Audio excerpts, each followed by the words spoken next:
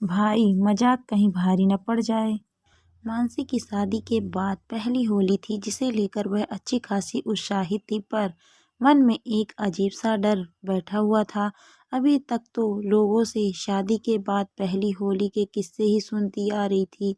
अब तो उसकी खुद की पहली होली थी, तो मन में नई उमंगें भरी हुई थी, साथ ही साथ डर भी बहुत था।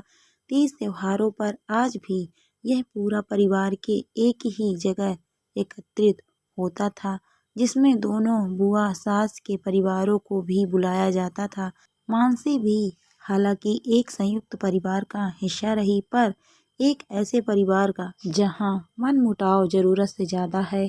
सब अपने में ही मस्त रहते हैं, किसी को किसी से कोई लेना देना नहीं, और अगर कभी इकट्ठे हुए भी तो बेचारियां बहुएं रसोई में ही लगी रह जाती हैं। इसीलिए मानसी को डर लग रहा था कि वह अकेली कैसे सब कुछ मैनेज करेगी।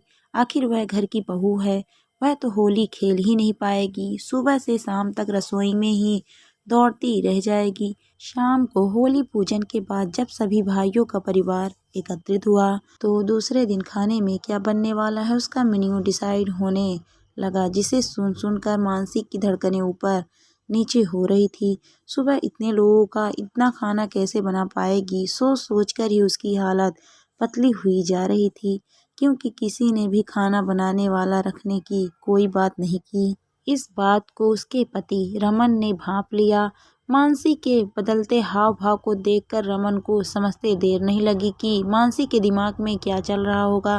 खैर, उस समय उसने कुछ नहीं कहा, लेकिन जब रात को सोने के लिए अपने कमरे में गया तब मानसी ने कहा, सुनिए रमन जी, मैं इतने लोगों का खाना कैसे बना पाऊंगी। देखो मानसी, इससे पहले भी इस घर की परंपरा रही है कि त्योहारों के दिन खाना एक ही रसोई में बनता है, तो तुम इस परंपरा को बदलने की कोशिश मत करो। मैं कहाँ कह रही हूँ कि परंपरा को बदलो, पर कुछ मेरे बारे में भी तो सोचो, कैसे कर पाऊंगी मैं ये सब अब। इसमें मैं क्या कर सकता हूँ, आखिर तुम घर की बहू हो, सो ये तुम्हारी ही जिम्मेदारी है। कल को दूसरी बहुएं भी आएंगी, वो भी तुम्हें ही देख कर तो सीखेंगी। फिर मेरी होली तुम्हें होली की पड़ी है। बहू होने के नाते तुम्हारी कोई जिम्मेदारी भी तो बनती है। अब तुम अपनी जिम्मेदारियों से कैसे मुंह मोड़ सकती हो।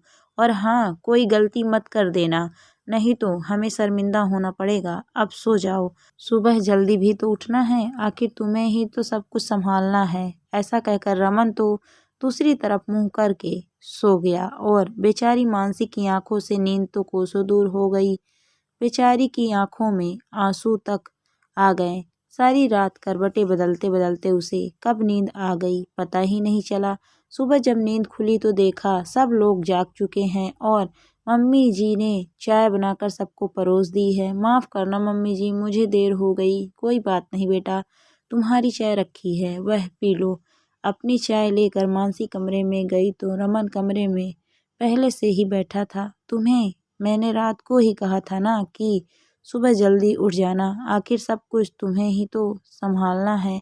लेकिन तुम हो कि तुम्हें किसी की बात सुननी ही नहीं है। पर रमन जी, मम्मी जी ने तो कुछ नहीं कहा।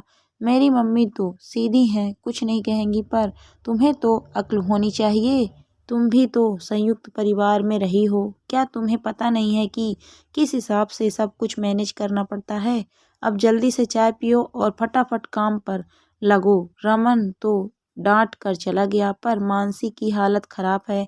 जैसे तैसे चाय पी और रसोई की तरफ चल दी। रसोई में जाकर देखा तो कुछ भी नहीं था।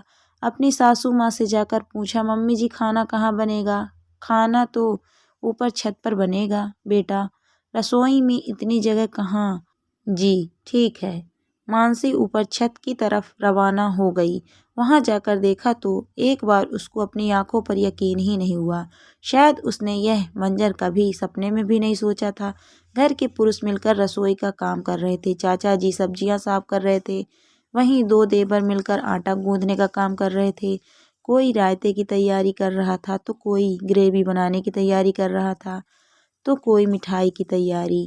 सब ने अपना अपना काम बांट रखा था। इतने में ससुर जी पास आकर बोले, क्या हुआ बेटा, कुछ चाहिए था तुम्हें। नहीं पापा, ये आप क्या कर रहे हैं?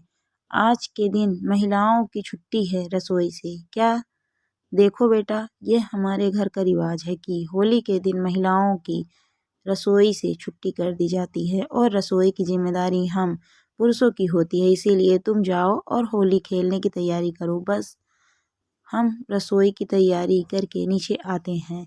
मानसी नीचे जाने के लिए पलटी ही थी कि अचानक रमन की आवाज़ आई, कुछ चाहिए मैडम आपको? सुनकर मानसी ने पलट कर देखा तो रमन हाथ में रंग की बाल्टी लिए हंस रहा था। रमन को हंसता देखकर सभी देवर हंसने लगे। इससे पहले कि मानसी कुछ समझ पाती, रमन ने उस पर रंग की बाल्टी उड़ेल दी। घर के बड़े वहाँ मौजूद थे, इसीलिए मानसी कुछ ना कर पाई।